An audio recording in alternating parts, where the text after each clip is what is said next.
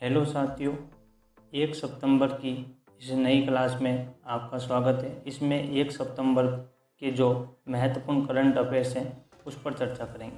तो चलो शुरू करते हैं। पहली खबर है कि गौतम अडानी ने ब्लूमबर्ग बिलियनियर्स इंडेक्स की विश्व सूची में शीर्ष सबसे अमीर व्यक्ति में तीसरा स्थान प्राप्त किया है, जिससे वे एशिया में सबसे अमीर व्यक्ति यानी कि इस विश्व सूची में तीसरा स्थान प्राप्त करने के कारण एशिया में वे प्रथम स्थान पर आ गए हैं सबसे अमीर व्यक्तियों में से।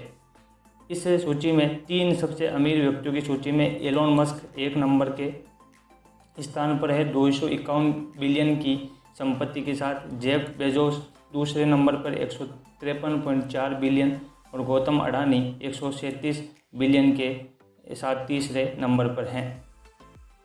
गौतम अडानी का सेक्टर इंडस्ट्रियल सेक्टर है, जबकि एलोन मस्क और जेफ बेजोस का टेक्नोलॉजी से संबंधित हैं। ये दोनों यूएसए के हैं और गौतम अडानी इंडिया के यानी कि एशिया के हैं। एशिया में इनका प्रथम स्थान हो गया है और विश्व में इनका तीसरा स्थान है कुल संपत्ति में।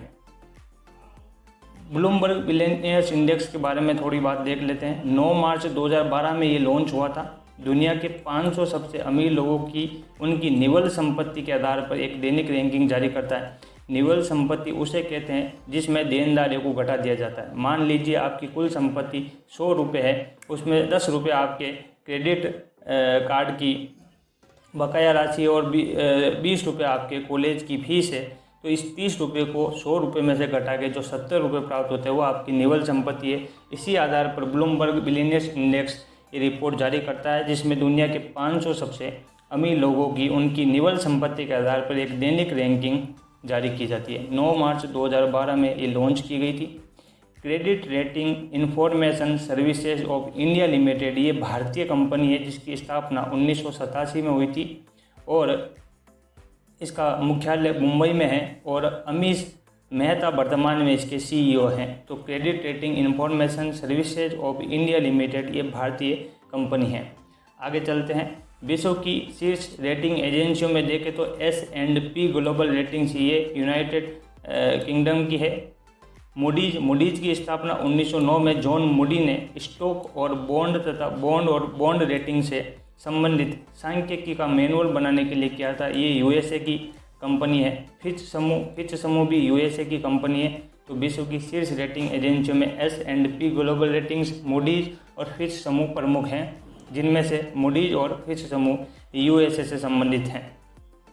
आगे बात करते हैं। भारत की शीर्ष रेटिंग एजेंसियों में देखें तो ICRA लिमिटेड है, credit analysis and research limited care प्रमुख है, बिग वर्क रेटिंग BWR भी एक प्रमुख एजेंसियों में से एक है। आगे बात करते हैं। दूसरा हमारा टॉपिक है कि PM नरेंद्र मोदी ने स्मृति वन स्मारक का उद्घाटन किया, जो गुजरात के कच्छ क्षेत्र में 2001 के विनाशकारी भूकंप के दौरान लोगों द्वारा दिखाए गए साहस का एक प्रतीक के रूप में इसको उद्घाटित किया है। स्मृति वन स्मारक गुजरात के भुज में 2001 में आए भयानक भूकंप में मारे गए लगभग 13,000 लोगों की याद में बनाया गया, जो कि 470 एकड़ इलाके में बना। ये स्मारक इस भयानक त्रासदी से उबरने के लोगों के जज्बे को दर्शाता है।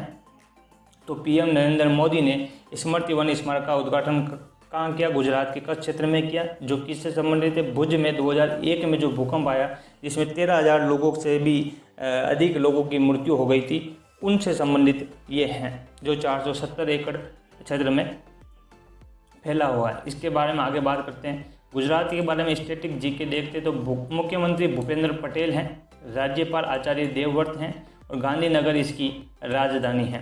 गुजरात के प्रमुख आकर्षक की बात करें तो नागेश्वर नाथ का मंदिर है, सोमनाथ मंदिर है, काकरापारा परमाणु ऊर्जा संयंत्र यहीं पर है, Sardar Sarovar hydro electric power plant भी यहीं पर है, स्तनपाई एशियाई शेर के लिए प्रमुख है और ग्रेटर फ्लेमिंगो के लिए भी ये प्रसिद्ध है।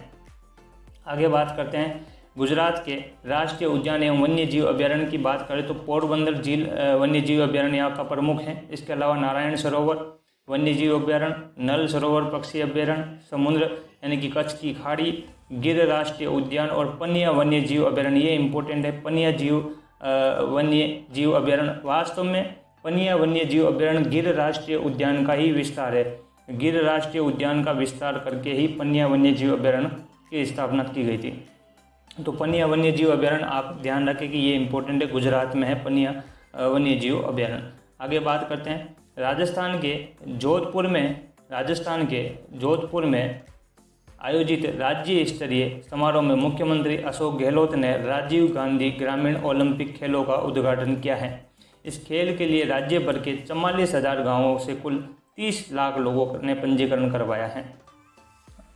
मुख्यमंत्री अशोक गहलोत ने जोधपुर की लूणी पंचायत समिति के गांव पाल में इसका शुभारंभ किया था और दुनिया के पहले ग्रामीण ओलंपिक खेल राजस्थान में हुए, ये एक इम्पोर्टेंट फैक्ट है। राजस्थान के जोधपुर में आयोजित हुआ। मुख्यमंत्री अशोक गहलोत ने राजीव गांधी ग्रामीण ओलंपिक खेलों का उद्घाटन किया, जो दुनिया के पहले ग्रामीण ओलंपिक खेल राजस्थान में आयोजित हुए। 44,000 गाँवों के कुल 30 लाख लोगों ने पंजीकरण करवाया। अगला, उत्तराखंड के मुख्यमंत्री पुष्कर सिंह धामी ने मुख्यमंत्री उद्यमी खिलाड़ी उन्नयन योजना का शुभारंभ किया। वैसे ये कोई नई बात नहीं है। इसके पहले बिहार के मुख्यमंत्री और मध्य प्रदेश के मुख्यमंत्री ने भी इस तरह की योजना चलाई थी, जिसके तहत विद्यार्थियों को आर्थिक लाभ देने के लिए मुख्यमंत्री खेल विकास कोष की स्थापना की जाएगी। स्टैटिक जीके उत्तराखंड के बारे में बात करें तो पुष्कर सिंह धामी यहाँ के मुख्यमंत्री है और लेफ्टिनेंट कर्नल गुरमीत सिंह यहाँ के राज्यपाल हैं। देहरादून इसकी राजधानी है। वन्य जीव और वन्य अभ्यारण्य की बात करें तो आसन संरक्षण रिजर्व यहीं पर स्थित है। देश का पहला मांस गार्डन यहीं पर है। देश का पहला पोलिनेटर पार्क भी यहीं पर स्थित है। नंदा देवी राष्ट्रीय उद्यान भी यहीं स्थित है। मसूरी वन्य जीव अभ्यारण्य यहीं स्थित है। गोविंद पशु विहार वन्य जीव अभ्यारण्य भी यहीं स्थित है और राजाजी टाइगर रिजर्व यहीं स्थित है और जिम कॉर्बेट राष्ट्रीय उद्यान, भारत का पहला राष्ट्रीय उद्यान, भी यहीं स्थित है। आगे बात करें मध्य प्रदेश के खंडवा में बनने जा रहा है फ्लोटिंग सौर ऊर्जा संयंत्र, जो दुनिया का सबसे बड़ा फ्लोटिंग सौर ऊर्जा संयंत्र कहा जाता है। ये 13वां बिजली संयंत्र 2022-23 तक 600 मेगावाट बिजली पैदा करेगा और इसकी अनुमानित मूल्य 3,000 करोड़ से अधिक है। इस जल विद्युत परियोजना के तहत ओमकारेश्वर बांध नर्मदा नदी पर बनाया गया है। तो विश्व का सबसे बड़ा फ्लोटिंग सौर ऊर्जा संयंत्र मध्य प्रदेश के खंडवा में बनाया जा रहा है, जो 600 मेगावाट बिजली पैदा करेगा 2022 और 23 में। और इस परियोजना के लिए ओमकारेश्वर बांध नर्मदा नदी पर बनाया गया है।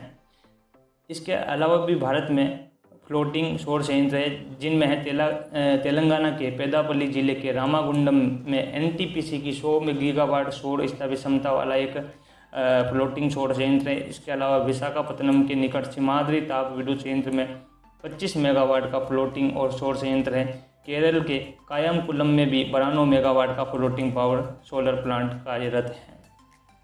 आगे बात करते हैं, अभी हमने सौर ऊर्जा के बारे में बात की है, तो अंतर्राष्ट्रीय सौर गठबंधन के बारे में बात कर लेते हैं। ISA के बारे में, अंतर्राष्ट्रीय सौर गठबंधन की घोषणा भारत के प्रधानमंत्री नरेंद्र मोदी ने और फ्रांस के राष्ट्रपति द्वारा 2015 में पेरिस, फ्रांस में संयुक्त राष्ट्र जलवायु परिवर्तन सम्मेलन COP21 के 21वें सत्र में की गई थी।